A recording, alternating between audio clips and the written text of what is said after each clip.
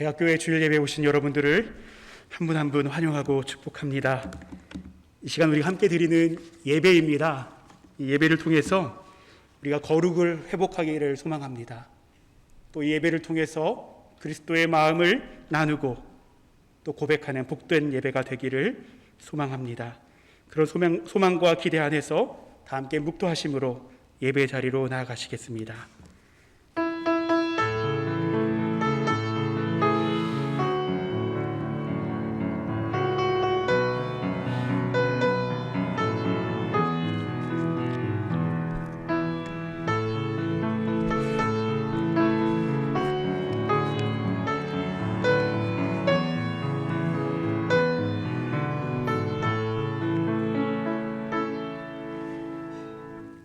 하나님이여, 나의 부르짖음을 들으시며 내 기도에 유의하소서. 내 마음이 약해질 때에 땅 끝에서부터 주께 부르짖으오리니 나보다 높은 바위 위에 나를 인도하소서. 주는 나의 피난처시요 원수를 피하는 견고한 망대이심이니이다. 내가 영원히 주의 장막에 머물며 내가 주의 날개 아래로 피하리이다. 아멘. 다 함께 자리에 일어나셔서 찬송가 14장 함께 찬송하시겠습니다.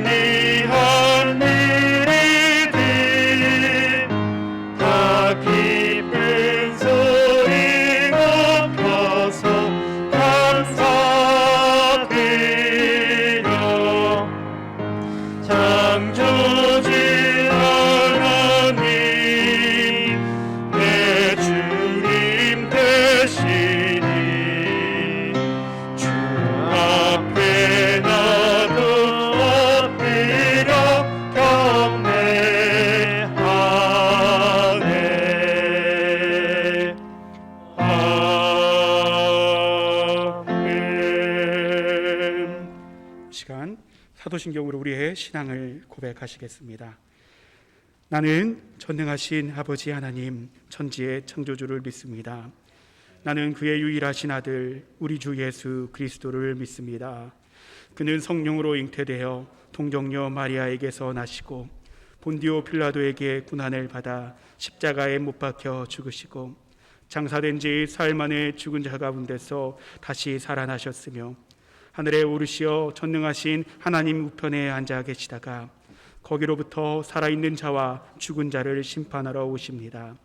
나는 성령을 믿으며 거룩한 공교회와 성도의 교제와 죄를 용서받는 것과 몸의 부활과 영생을 믿습니다. 아멘.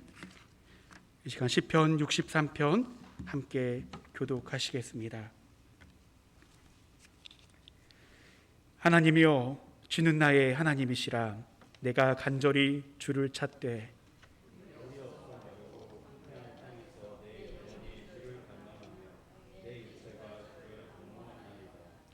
내가 주의 권능과 영광을 보기 위하여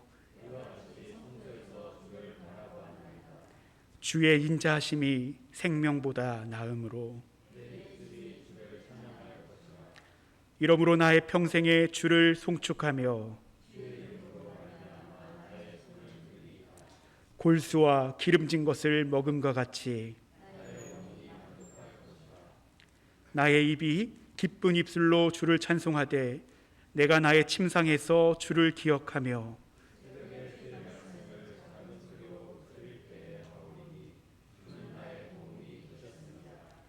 내가 주의 날개 그늘에서 즐겁게 부르리이다. 아멘. 우리 시간 하나님과 이웃을 향해 지은 우리의 죄를 고백하시면서 침묵으로 나아가시겠습니다.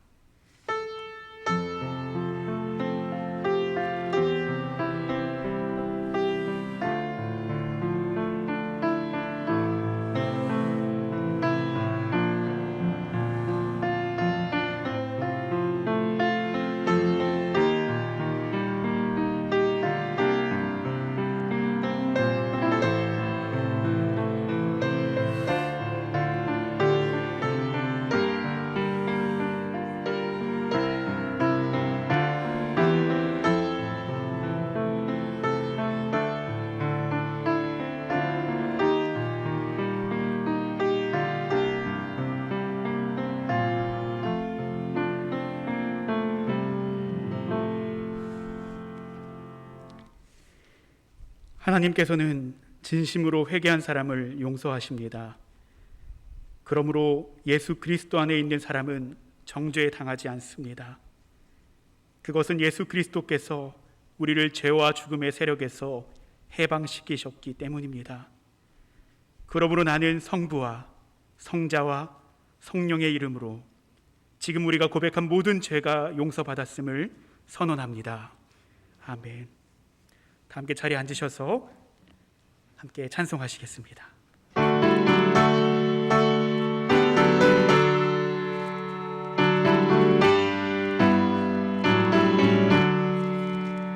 예수는 나의 구주산도 성령과 피로써 거듭나니 이 세상에서 내 영혼이 하늘의 영광 누리도다.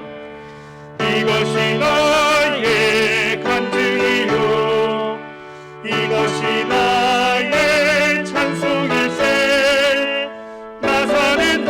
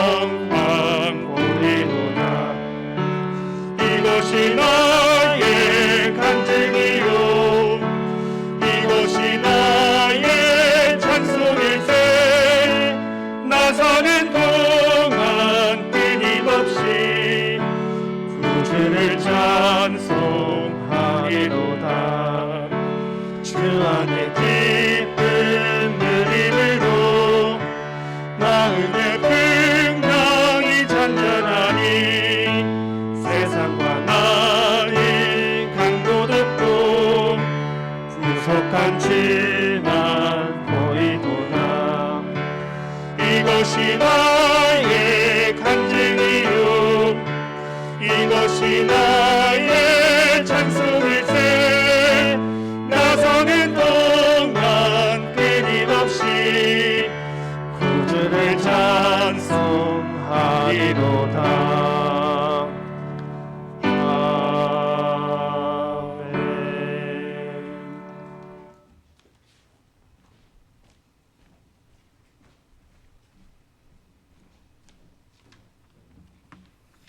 다 같이 기도드리시겠습니다. 저희를 사랑하셔서 이 자리에 불러주시고 오늘 귀한 예배의 자리를 허락하신 하나님 감사드립니다. 지난 한 주간도 변함없이 저희를 살펴주시고 동행하신 하나님, 그러나 저희의 삶 가운데에 주님과 함께하지 못했음이 많았음을 고백하오니 이 시간 용서하여 주시고 이 예배를 통하여 주님을 만나는 기쁨이 넘치게 하여 주시옵소서. 대학교회를 사랑하셔서 이 자리에 세워주시고 지금까지 지켜주심에 감사드립니다. 우리 대학교회가 반석 위에 세운 집처럼 늘 강건하여 주님이 맡겨주신 사명을 잘 감당하는 귀한 교회가 되게 하여 주시옵소서. 이 교회를 통하여 하나님께서 귀하게 쓰실 영혼들을 구원하는 역사가 있게 하시고 감당하는 많은 사역들이 순조롭게 진행될 수 있도록 항상 지켜주시옵소서. 대학과 병원을 위해서도 기도합니다. 이 지역사회에서 하나님의 사랑을 실천하고 아픈 자들의 마음까지 치료할 수 있는 하나님의 사랑이 넘치는 곳이 되도록 하여 주시고 더욱 발전하는 학교와 병원이 되도록 도와주시옵소서.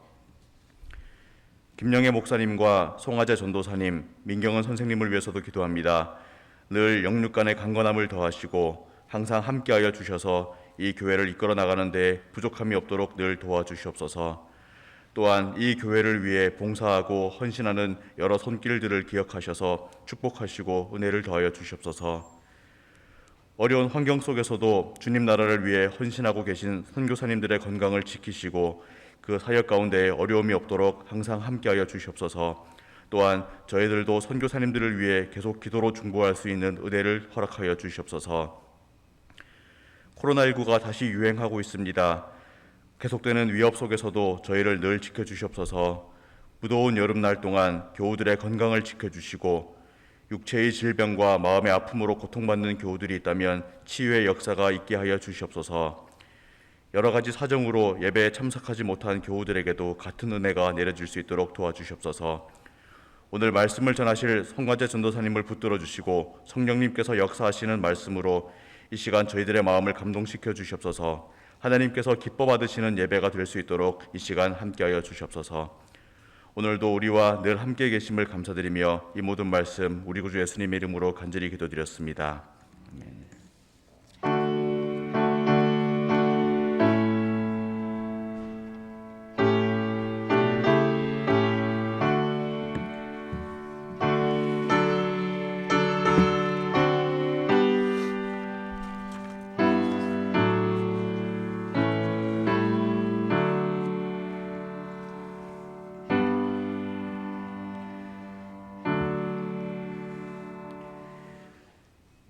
하나님께서 우리 가운데 주신 구약의 말씀은 사무엘하 1장 1절에서 16절까지, 또 신약의 말씀은 사도행전 16장 11절에서 15절까지의 말씀입니다.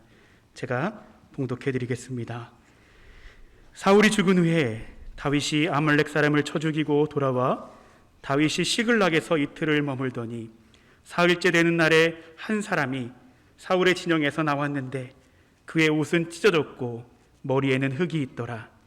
그가 다윗에게 나와 땅에 엎드려 절하매 다윗이 그에게 묻되 너는 어디서 왔느냐 하니 대답하되 이스라엘 진영에서 도망하여 왔나이다 하니라. 다윗이 그에게 이르되 일이 어떻게 되었느냐 너는 내게 말하라. 그가 대답하되 군사가 전쟁 중에 도망하기도 하였고 무리 가운데서 엎드려져 죽은 자도 많았고 사울과 그의 아들 요나단도 죽었나이다 하는지라. 다윗이 자기에게 알리는 청년에게 묻되 사울과 그의 아들 요나단이 죽은 것을 내가 어떻게 아느냐.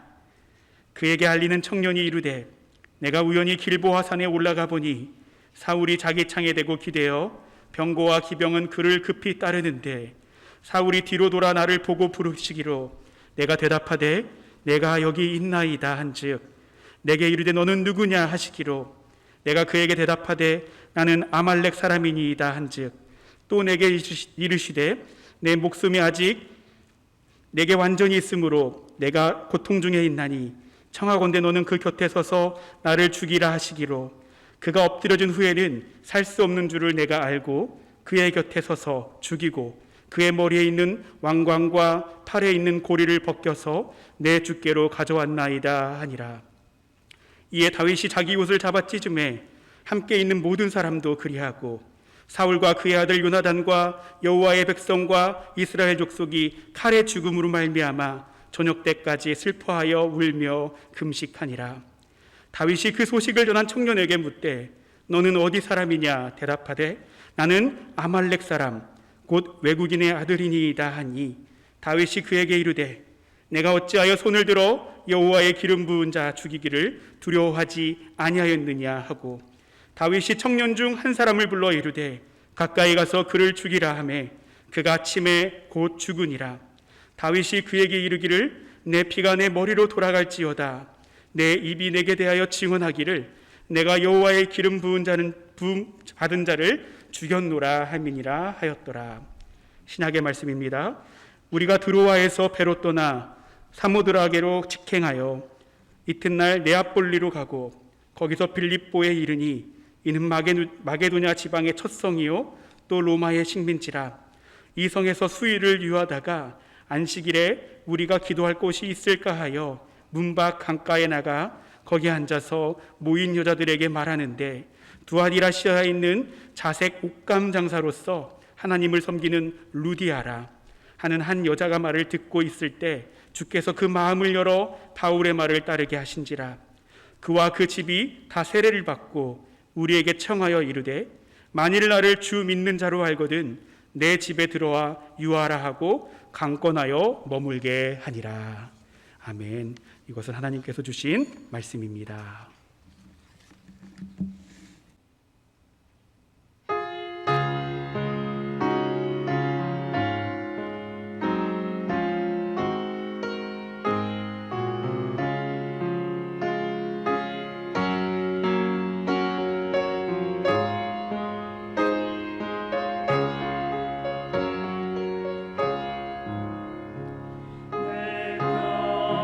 평생에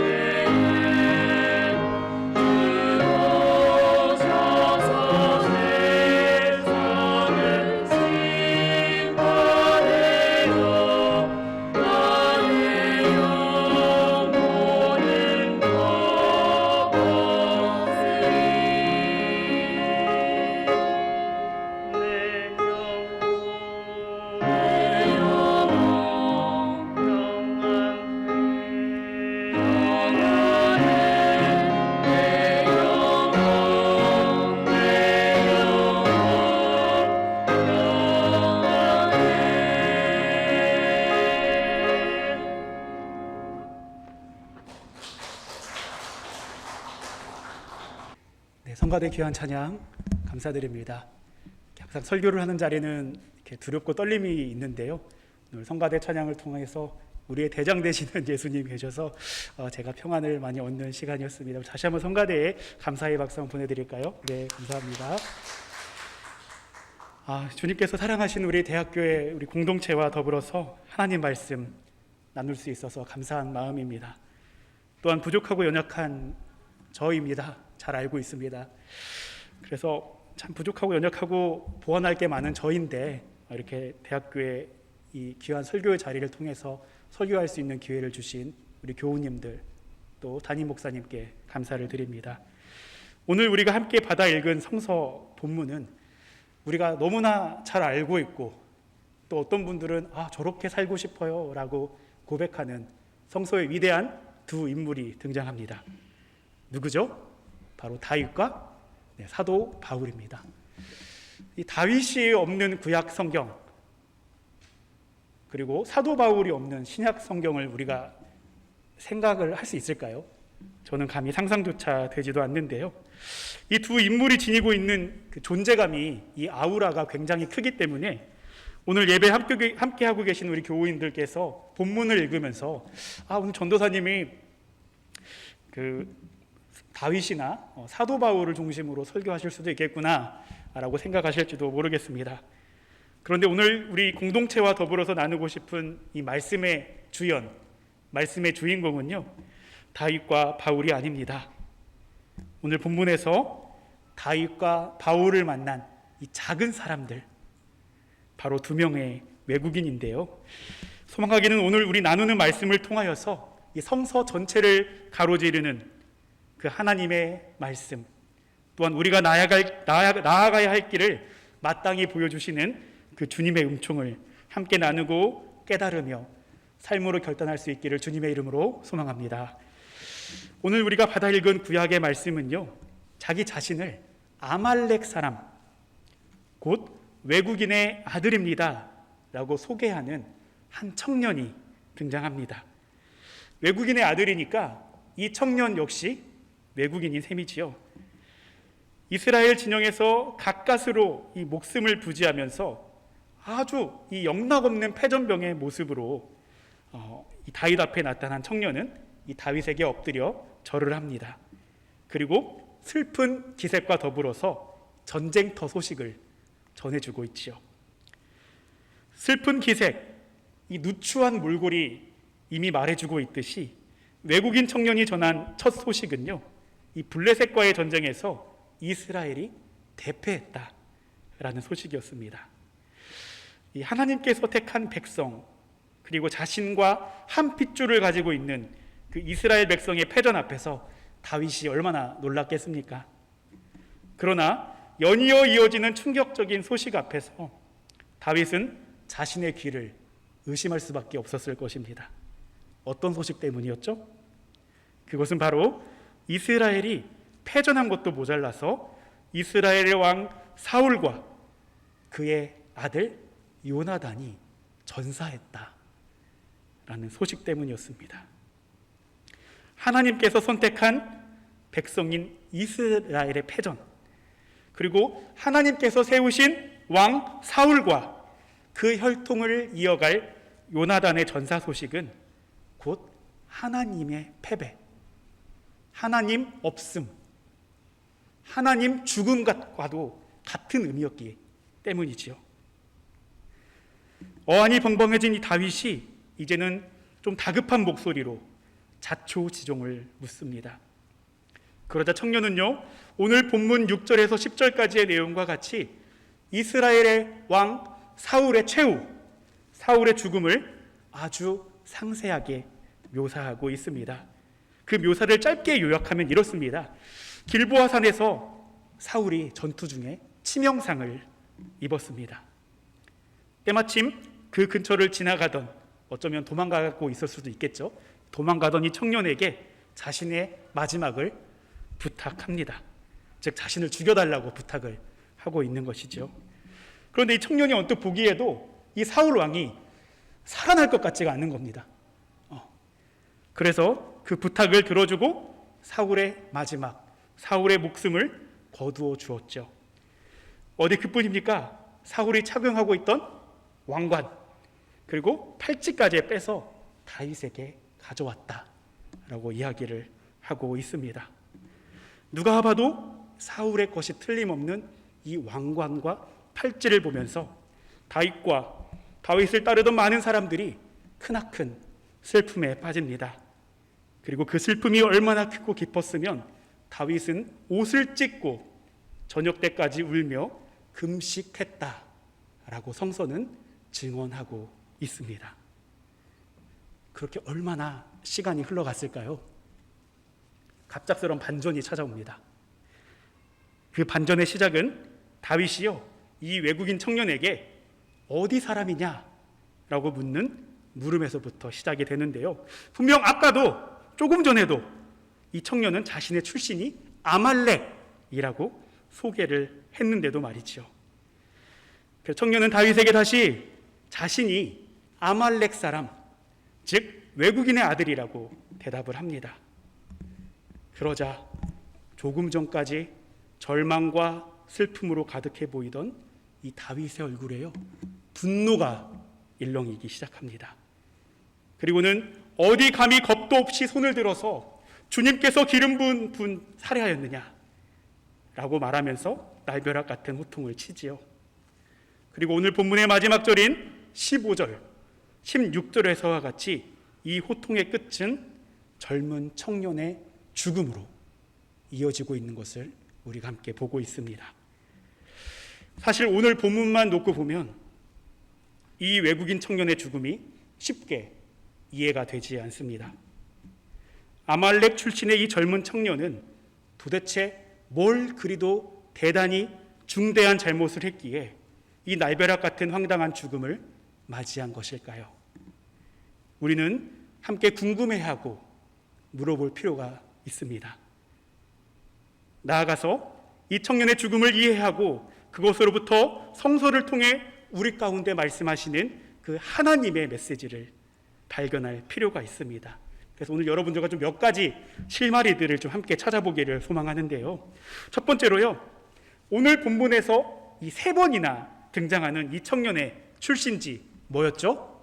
아말렉. 이 아말렉에 대해서 우리는 함께 좀 음미해 볼 필요가 있습니다.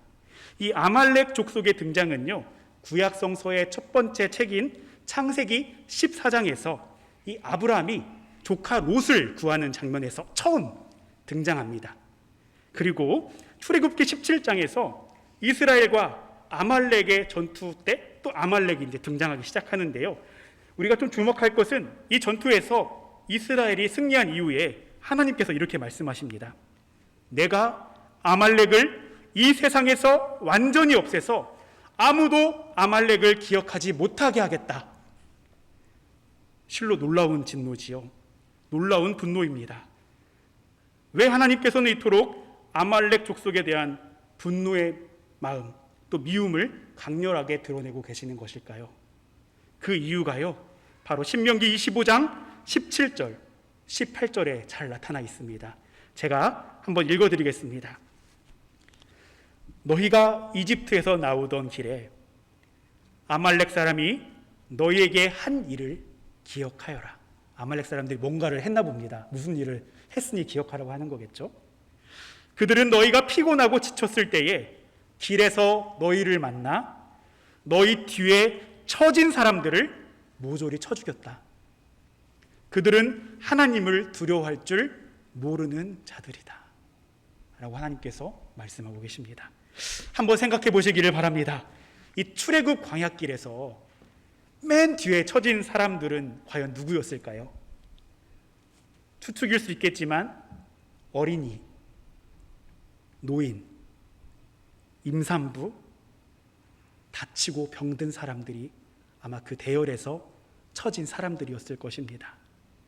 하나님께서는 이렇게 약하고 소외된 이들을 주목하시고 그들을 특별하게 여기셨습니다. 그리고 이 특별함은 우리가 잘 알고 있는 창출 레민신이라고 하잖아요. 창세기, 출애굽기, 레위기, 신명기, 민수기. 여러 가지 하나님의 계약과 명령과 법전에서 잘 나타나고 있습니다. 그런데 이렇게 약한 사람들을 아말렉 사람들이 핍박하고 죽였기 때문에 하나님의 진노를 사게 된 것이라는 것이지요.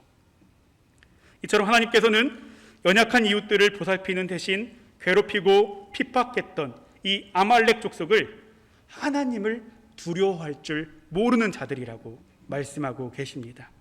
그렇기 때문에 이스라엘 백성들에게 아말렉은 단순히 한 족속, 한 민족, 한 지방의 이름뿐만 아니라 하나님을 대적하는, 하나님을 공경하지 않는 악의 상징, 악의 표현이기도 한 것입니다. 이 상징을 다윗도 잘 알고 있었을 것입니다. 그렇기 때문에 오늘 아말렉 출신의 이 외국인 청년이 치명상을 입고 죽어가는 이 사울을 죽인 행위, 설령 사울이 간곡한 부탁을 했다 하더라도 사울을 끝까지 돕고 설득하고 생명을 택할 수 있도록 돕는 대신에 그 곁에 서서 이 죽인 행위는 하나님을 공경하지 않는, 하나님을 두려워하지 않는 아말렉 그 자체라고 하는 것입니다. 특히 오늘 본문 14절과 16절을 보시면요, 다윗이 청년에게 어찌하여 두려워하지 아니하였느냐, 내 입이 내게 대하여 증언하기를 내가 여호와의 기름 부은 자를 죽였노라 하였더라 라고 이렇게 말하고 있지요.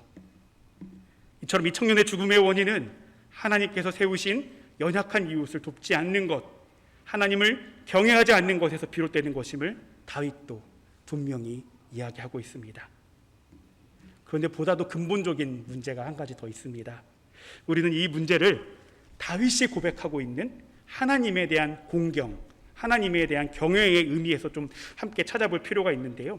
다윗은 시편 34편 11절에서요, 하나님을 공경하는 게 이런 것이다 라고 네 가지를 이야기하고 있습니다. 우리 함께 따라해 보실까요? 첫 번째로 따라합시다. 악한 말을 하지 않는다. 두 번째로 거짓말을 하지 않는다. 세 번째로 악한 일을 피하고 선한 일만 한다. 마지막 네 번째로 평화를 찾기까지 있는 힘을 다한다. 이게 다윗이 고백하고 정의하고 있는 하나님 공경, 하나님 경외의 내용입니다.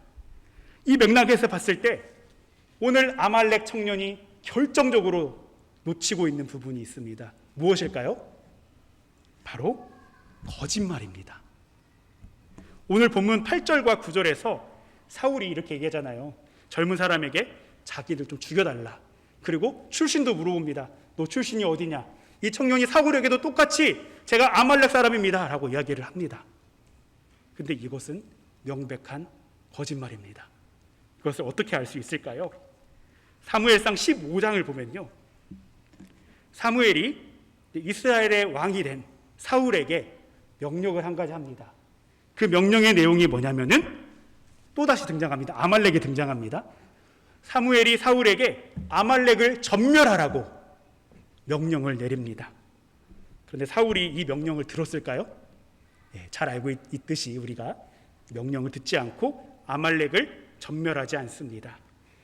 이 불순종과 거역의 대가로 사울은 하나님으로부터 후회의 대상, 탄식의 대상으로 전락하고 맙니다. 뿐만 아니라 하나님으로부터 버려지는 그런 쓰디쓴 경험까지 한 게 바로 사울이었죠. 그런데 이 사울이 아무리 전투가 치열하고 급급하다 할지라도 하나님의 진노, 하나님의 경멸, 하나님을 대적하는 이 아말렉 족속을 과연 용병으로 썼을 수 있을까요? 그러기가 어려웠을 것입니다. 그런데 보다 심각한 문제가 있습니다. 오늘 이 청년이 아주 상세하게 묘사하고 있는 이 사울의 죽음이요, 바로 오늘 본문의 바로 앞장, 사무엘하 1장이니까 바로 앞장은 어딜까요? 사무엘상 31장입니다. 사무엘상 31장을 보시면요, 사울의 죽음이 다릅니다. 이 청년이 고백하는 내용과. 우리가 성서를 볼 때 이 전체의 맥락에서 살펴봐야 하는 이유가 바로 여기에 있는데요, 사무엘상 31장을 보시면요, 사울이 화살을 맞아서 중상을 입었다라고 이야기하고 있습니다. 그런데요, 최후의 순간까지도 이 할례 받지 못한 이방인에게 죽음을 당하고 싶지 않아서 자신의 무기당번 병사에게 나를 좀 죽여다오 라고 이야기를 합니다. 그런데 이 무기당번 병사가 하나님을 두려워하는 사람이었나 봐요. 내가 어떻게 왕을 죽입니까? 못 죽이고 그냥 자기가 스스로 목숨을 끊습니다. 그러자 어떻게 합니까? 사울이요? 사울의 마지막은 자결이었습니다. 이렇게 오늘 청년이 다윗 앞에서 이야기하고 있는 이 사울의 최후와 성서가 분명하게 증언하고 있는, 특별히 사무엘상 31장이 증언하고 있는 증언은 판이하게 엇갈리고 있습니다. 사울은 이 아말렉 청년의 손에 죽지 않았던 것이죠. 그렇다면 도대체 이 청년은 무엇을 목적으로 또 무엇을 이유로 이 다윗 앞에 나와서 사울을 내 손으로 죽였다라고 거짓말하고 있는 것일까요? 이거에 대한 근거가 바로 사무엘하 4장 10절에 나와 있습니다. 내용을 보시면 이 젊은 청년은 다윗에게, 특별히 사울에게 쫓기고 있는 이 다윗에게 사울의 죽음을 알려서 다윗의 환심을 사려고 했다라고 나오고 있는 것을 우리가 볼 수가 있습니다. 그것은 즉 사울에게 목숨을 내놓고 쫓기고 있는 이 처절한 상황에서 다윗에게 꽤나 흥미진진하고 쏠쏠하고 이제 당신 세상이 열렸습니다. 내가 그 소식을 가지고 왔습니다. 라는 꽤나 쏠쏠한 소식을 주어서 환심을 사고 그렇게 새롭게 펼쳐질 다윗의 왕국에서 벼슬 한 자리 혹은 로또와 같은 상금을 기대했다라고 볼 수 있는 것이지요. 이제 오늘 구약성서 본문에 등장하는 이 젊은 청년의 죽음의 원인은 보다 분명하고 타당해졌습니다. 그것은 연약하고 어려운 상황에 처한 이웃을 돕지 않고 죽인 행위, 그보다 더 다윗의 환심이라는 이익에 눈이 멀어서 하나님께서 세우신 이웃에 대해 거짓말하는, 거짓 증거하는 행위 때문입니다. 이 두 가지 모두 하나님을 공경할 줄 모르는 아말렉의 전형을 잘 보여주고 있습니다. 이 외국인 청년은 너무나 쉽게 하나님 대신 아말렉을 선택했습니다. 하나님을 공경하지 않고 버린 이 모든 거짓과 검은 의도들이 자신의 죽음을 초래할 것을, 이 끔찍한 사실을 망각한 채 말이지요. 한편 오늘 우리가 받아 읽은 신약성서 본문은요, 바울과 그 일행이 루디아를 만나서 복음의 메시지를 전하고 있는 내용을 담고 있습니다. 오늘 신약 본문, 우리가 읽은 본문 바로 앞부분을 보시면 애초에 바울이 가고자 했던 전도 여행지, 선교지는 아시아였습니다. 하지만 성령께서 이것을 막으셨고 그 대안인 비두니아로의 전도 여행도 예수의 영이 막았다라고 성서가 이야기하고 있습니다. 이후에 바울은 환상을 통해서 하나님의 시선, 하나님이 바라보시는 복음이 필요한 그 땅이 마케도니아, 즉 유럽이라는 사실을 알아차리게 됩니다. 그리고 그렇게 찾아간 이방 나라 마케도니아의 첫 도시가 바로 오늘 등장하는 빌립보입니다. 바울과 그 동료들은 어느 곳에나 그랬던 것처럼 이 빌립보에서도 며칠 동안 복음을 전합니다. 어김없이 안식일은 찾아왔고 바울과 그 일행들은 이제 성문 밖 강가를 배회하면서 유대 사람들이 기도하고 있을 만한 처소들을 찾아다니고 있지요. 그리고 그렇게 모여있는 여자들에게 복음을 전하는 사건을 마주합니다. 그리고 그 여자들 가운데 바로 한 사람이 오늘 등장하는 루디아입니다. 성경은 루디아를 네 가지로 소개하고 있습니다. 오늘 네 가지가 좀 많이 나오네요. 네, 네 가지로 소개하고 있는데요. 첫 번째, 루디아의 성별이 여성이었다라고 하는 점. 두 번째로 직업은요, 자색 옷감 장수였다라는 것이죠. 그리고 루디아의 출신지, 즉 고향이 두아디라라는 것이고요. 무엇보다 그녀가 하나님을 섬기는 사람이었다라고 소개하고 있습니다. 여기서 섬긴다라는 뜻의 헬라어 세부마이는요, 경외하다, 공경하다라는 의미도 함께 가지고 있습니다. 그래서 우리가 받아 읽은 이 개역개정 성서를 제외한 나머지 성서에서는요, 이 루디아를 두고 하나님을 공경하는 사람이었다라고 증언하고 있습니다. 우리는 성서에서 이렇게 특정한 인물, 또 이름까지 나오면서 이렇게 등장하는 특정한 인물에 대해서 우리는 좀 촉각을 곤두세울 필요가 있습니다. 나아가 그 인물을 통해서 우리 삶 한 복판에 말씀하시는 하나님의 메시지를 좀 발견할 수 있어야 하는데요. 저는 이런 차원에서 저는 여러분들과 더불어서 이 루디아에 대한 소개, 이 네 가지 소개들을 통해서 과연 이게 하나님을 공경하는 것과 어떻게 연결되고 있는가를 함께 살펴보기를 소망합니다. 먼저 아까 루디아의 고향이 어디라고 했죠? 두아디라. 네, 두아디라라는 곳이 고향인데요. 이 두아디라는요, 예로부터 교통과 상업의 요지였다고 합니다. 그리고 자색 염료 기술과 직조의 기술이 발달한 곳이라고 하는 것이지요. 이렇게 사람의 왕래가 끊이질 않고 돈이 많이 오가는 곳이 바로 두아디라였다라고 하는 것입니다. 이런 상업도시의 배후에는요, 어김없이 등장하는 게 있습니다. 무엇이죠? 바로 우상숭배입니다. 아니나 다를까요? 당시 두아디라는 소위 오늘날의 협동조합과 같은 이 상인들의 조합들이 되게 많이 있었다고 합니다. 흔히 길드라고 이야기들을 하죠. 네. 이런 길드가 흥행했고, 중요한 것은 이 조합 단위별로 우상을 숭배하고 제사를 드리는 일들이 굉장히 중요하고 일상의 다반사였다라고 하는 것이죠. 그래서 이 길드와 우상 숭배를 통해서 상인들 간의 멤버십을 확인하고 더 많은 부를 축적하고 정보를 교환하는 매우 중요한 매개체가 바로 우상 숭배였다라고 하는 것입니다. 루디아 역시 어려서부터 이러한 상인 조합들과 우상 숭배가 만연한 환경에서 성장했을 것입니다. 나아가서 가족을 먹여 살리고 성공적인 삶과 출세를 위해서는 루디아 역시 이 상인 조합에 가입하고 우상 숭배를 드리는 것이 어쩌면 필수적인 것이었을지도 모르겠습니다. 이런 맥락에서 이 두아디라 출신인 루디아가 하나님을 공경하는 사람이었다라고 묘사하고 있는 이 성서의 증언은 그 시사하는 바가 굉장히 중요합니다. 비록 그녀가 어떤 경로와 방법으로 하나님을 알고 믿게 되었는지는 우리가 알 수는 없지만 하나님을 섬기는 사람, 하나님을 공경하는 사람이었다는 이 성서의 증언은요, 그녀가 하나님의 법을 알고 지키는 사람, 즉 하나님을 사랑하고 하나님의 계명을 지키는 사람이었다는 부분들을 시사하고 있습니다. 그리고 이것은 곧 루디아가 이 물질 숭배와 우상 숭배로부터 떠난 하나님 중심의 신앙과 삶을 이미 살고 있었음을 시사하고 있습니다. 여기서 물질과 우상에서 떠나 하나님을 공경한다는 것은요, 루디아에게는 생존과 직결되는 문제였을지도 모릅니다.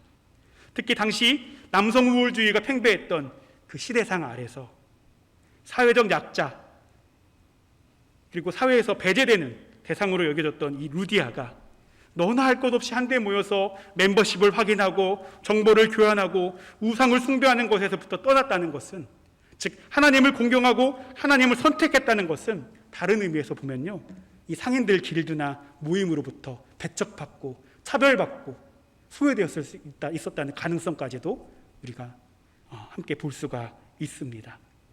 그럼에도 불구하고 루디아는 하나님을 선택했습니다. 그리고 그 하나님께서는 사도 바울을 통하여 루디아를 찾아가고 계십니다. 성령께서 바울 일행의 전도 여행을 아시아에서 마케도니아로 인도하신 것, 그리고 루디아가 하필 이 안식일에 사도 바울 일행을 만난 것, 이것은 결코 우연의 일치가 아닙니다. 하나님께서 하나님을 공경하는 사람 루디아를 찾으신 것입니다. 그리고 그 하나님께서 이렇게 준비된 루디아의 마음을 여셔서 복음의 귀를 기울이도록 인도하십니다. 자신뿐만 아니라 집안 전체가 구원을 받는 은혜를 허락하십니다. 그리고 루디아를 이 마케도니아 지방에 뿌린 복음의 첫 번째 씨앗으로, 이방인 전도의 첫 번째 씨앗으로 하나님께서 세워주십니다. 그리고 이 첫 번째 성도로 성서의 이름을 남기게 되는 영광 또한 하나님께서 허락하고 계시지요. 무엇보다 중요한 것은요, 이 하나님을 공경하는 마음으로 자신의 집을 개방하고 바울 일행을 초대한 이 루디아의 이웃사랑 실천 덕분에 빌립보 교회가 세워지게 됩니다. 그리고 이 빌립보 교회가요, 오늘날 유럽에 있는 교회들의 초석, 시금석이 되고 있다라는 부분들 아마 우리 교우님들 잘 알고 계실 것입니다. 나아가서 이렇게 당장의 눈앞의 이익과 안녕을 택하는 대신 하나님을 택하고 하나님을 공경했던 루디아라는 이 여성을 통해서 이 교회와 복음이 오늘 우리 대학교회까지 흘러오고 있음을 우리는 함께 목격하고 있습니다. 말씀을 좀 매듭 짓고자 합니다. 오늘 우리는 성서의 증언을 통해서 2명의 외국인을 만났습니다. 다윗과 사도 바울이 아니라 2명의 외국인을 함께 만났는데요, 한 사람은 이름조차 언급되지 않는 이 아말렉 출신의 젊은 청년, 그리고 다른 한 사람은 루디아라는 이름의 여성입니다. 한 사람은 다윗으로부터 황당하고 비참한 죽음을 맞이하게 되었고, 한 사람은 그 이름이 성서에 기록되어서 오늘도 우리가 그 이름을 기억하고 우리의 삶과 신앙을 되새기고 있습니다. 하나님의 구속사 안에서 저와 여러분 모두는 이방인, 외국인입니다. 오늘 만난 이 2 외국인을 통해서 여러분들은 어떤 신앙인으로, 어떤 그리스도인으로 살아가고 기억되기를 소망하십니까? 바라기는 우리 모두가 루디아의 삶과 신앙을 본받을 수 있었으면 좋겠습니다. 그 소망 안에서 우리 대학교의 공동체에 이런 권면을 드리기를 소망합니다. 하나님을 공경하십시오. 하나님을 공경한다는 것은 거창하고 두려워 떨며 심오한 의미를 담고 있는 것이 아닙니다. 하나님을 공경한다는 것은 물질과 명예와 성공과 사사로운 이익을 두고 펼쳐지는 우리 일상의 수많은 선택지 앞에서 하나님을 선택하는 것입니다. 아말렉의 유혹을 뿌리치고 하나님을 우리의 중심에 모시는 것입니다. 나아가 우리와 더불어 살아가는 약하고 소외된 이웃들을 돌보고 사랑하며 이웃사랑을 실천하는 것, 이것이 바로 성서가 말하고 있는 하나님을 공경하는 삶, 하나님을 공경하는 사람이라고 하는 것입니다. 그렇게 할 때 주님께서는 우리의 마음을 여시고 우리를 찾아오실 줄 믿습니다. 우리와 우리 가정에 세상이 줄 수 없는 거룩한 축복을 허락하실 줄 믿습니다. 무엇보다 그런 우리를 통해서 복음이 흘러가고 하나님 나라가 이 땅에 오게 될 줄 믿습니다. 우리 대학교의 공동체 모두가 이렇게 하나님을 공경하고 경외하는 사람 되기를 주님의 이름으로 소망합니다. 함께 기도하시겠습니다. 우리의 경외와 공경을 받으시기 합당하신 주님, 이 시간 당신의 지체들과 더불어 말씀을 나누었습니다. 연약한 종이 선포한 말씀입니다. 주님께서 선별하시고 각 사람의 마음 가운데 선한 말씀의 씨앗들로 심겨질 수 있도록 은총 내려 주시옵소서. 우리 대학교의 공동체가 하나님을 공경하는 공동체 되게 인도하여 주옵소서. 연약한 이웃을 돌보고 사랑하며 모든 순간에 하나님을 선택하고 중심에 모시는 복되고 아름다운 공동체 될 수 있도록 은총 내려 주시옵소서. 감사드리며 당신을 경외하며 공경하는 이들 가운데 찾아오시는 우리 구주 예수님 이름 받들어 간절히 기도드리옵나이다. 아멘.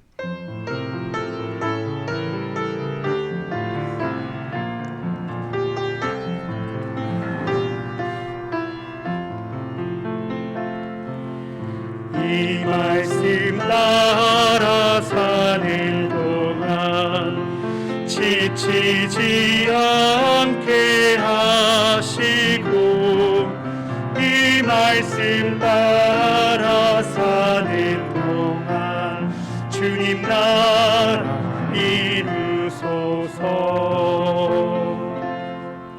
시간 주님께 향기로운 예물을 드리시겠습니다.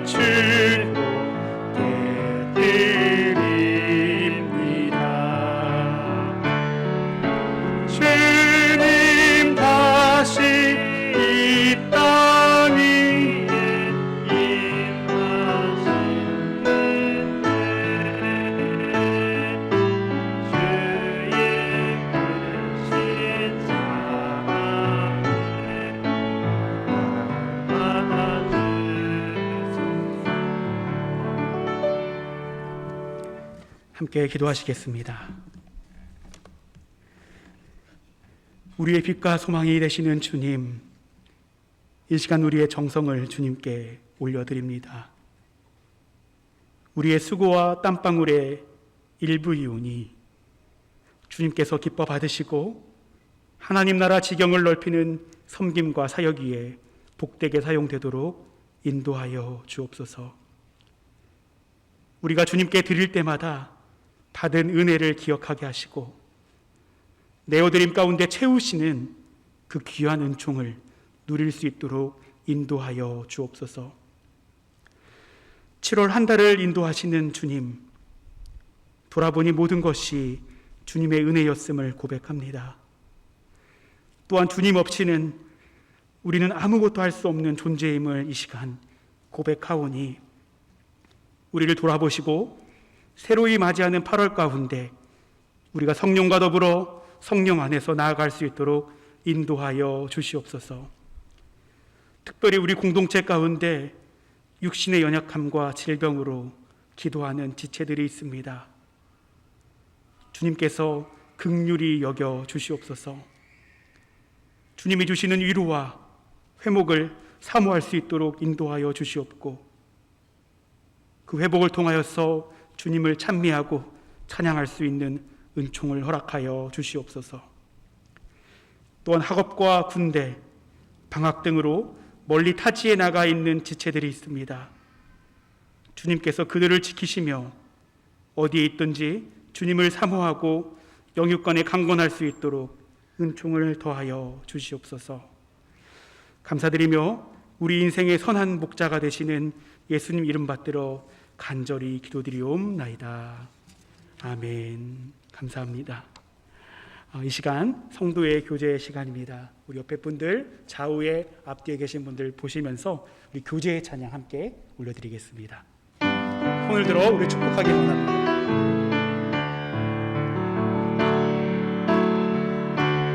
당신은 하나님의 언약 안에 있는 축복의 통로, 당신을 통하여서 열방이 주께 돌아오게 되리. 축복합니다. 네, 교회 소식 전달 드립니다. 교회 소식은 주보 뒤편에도 잘 나와 있습니다. 먼저 우리 대학교에 오늘 예배 함께 하신 교우님들 한 분 한 분, 또 이 시간 유튜브로 예배드리고 있는 우리 소중한 우리 대학교의 가족분들 주님의 이름으로 환영하고 축복합니다. 우리 지난주에 우리 박정진 목사님 설교집 함께 기쁨으로 나누었습니다. 아직 받지 못한 교우님들께서는 예배 후에 받아가 주시기를 부탁드립니다. 그리고 혹시 다른 방법으로 받기 원하시는 분들은 저에게 말씀해 주시면 제가 전달 드릴 수 있도록 하겠습니다. 오늘 성가대 일당 100이라는 생각이 들었습니다. 하지만 더 많은 분들이 참여하기를 계속 기다리고 염원하고 있으니까요. 여러분들 함께 해주시고 또 많은 관심과 참여를 부탁드리겠습니다. 우리 기도 제목들 계속 함께 하고 있습니다. 우리 교우분들 중에 건강 회복을 놓고 또 치료 중인 분들 하나님의 은총과 치료 또 치유와 능력이 함께 해주시기를 여러분들 기도 부탁드립니다. 그리고 코로나 종식을 위해서 또 이 상황 가운데서도 해외에서 선교하고 계신 우리 선교사님들을 위해서 함께 기도해 주시기를 바라고요. 지금 방학 중에 또 학업에 힘쓰고 있는 우리 학생들을 위해서도 여러분들 기도를 부탁드리겠습니다. 네, 다 함께 자리에 일어나셔서 우리 파송의 말씀 함께 나누도록 하겠습니다.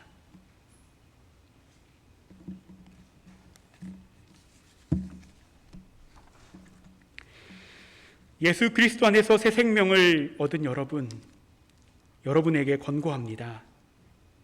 게으른 사람들을 훈계하고 소심한 사람들을 격려하며 약한 사람들을 붙들어주고 모든 사람들을 인내로 대하십시오.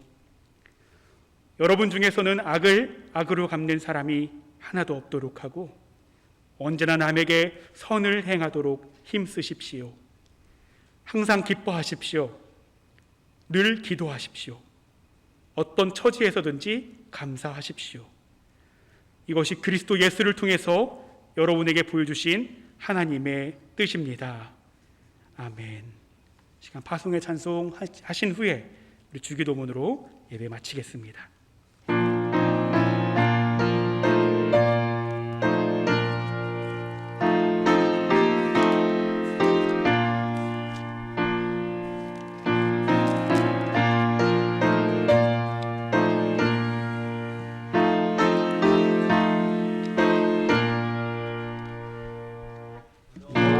심 걱정 말아라 주 너를 지키리 주 날개 밑에 걸어라 주 너를 지키리 주 너를 지키리 아무 때나 어디서나 주 너를 지키리 늘 지켜주시리 어려워 낙심될 때에 주 너를 지키리 위험한 일을 당할 때 주 너를 지키리 주 너를 지키리 아무 때나 어디서나 주 너를 지키리 늘 지켜주시리 것을 엄밀히 하시고 주 너를 지키리 구하는 것을 주시며 주 너를 지키리 주 너를 지키리 아무 때나 어디서나 주 너를 지키리 늘 지켜주시리 어려운 시험 당해도 주 너를 지키리 구주의 품에 거하라 주 너를 지키리 주 너를 지키리 아무 때나 어디서나 주 너를 지키리 늘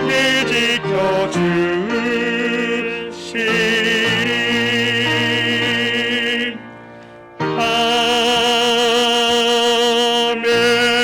아멘. 하늘에 계신 우리 아버지여, 이름이 거룩히 여김을 받으시오며 나라가 임하시며 뜻이 하늘에서 이루어진 것 같이 땅에서도 이루어지이다. 오늘 우리에게 일용할 양식을 주시옵고 우리가 우리에게 죄 지은 자를 사하여 준 것 같이 우리의 죄를 사하여 주옵시고 우리를 시험에 들게 하지 마시옵고 다만 악에서 구하시옵소서. 나라와 권세와 영광이 아버지께 영원히 있사옵나이다. 아멘.